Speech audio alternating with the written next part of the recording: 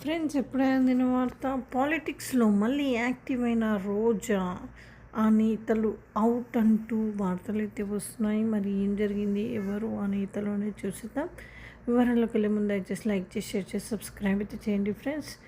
మాజీ మంత్రి రోజా పాలిటిక్స్లో మళ్ళీ యాక్టివ్ అయ్యారు. ఎన్నికల్లో ఓటమి నాటి నుంచి ఆమె సైలెంట్గా ఉన్నారు. మీడియాకు సైతం దూరం ఉంటూ వస్తున్నారు. ఓ దశలో ఆమె వైసీపీకి రాజీనామా చేస్తారంటూ ప్రచారం కూడా సాగింది.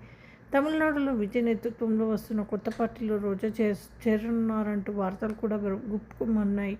అయితే ఆ వార్తలకు చెక్ పెడుతూ నిన్న వైసీపీ అధినేత జగన్ను కలిశారు రోజా. గత ఎన్నికల్లో తనకు వ్యతిరేకంగా పనిచేసిన వారిపై జగన్కు ఫిర్యాదు చేశారు. వారు పార్టీకి ఎలా వెన్నుపోటు పొడిశారనే విషయంపై జగన్కు రోజా వివరించినట్లు తెలుస్తోంది. మరి ఇంకా ఏం జరిగింది?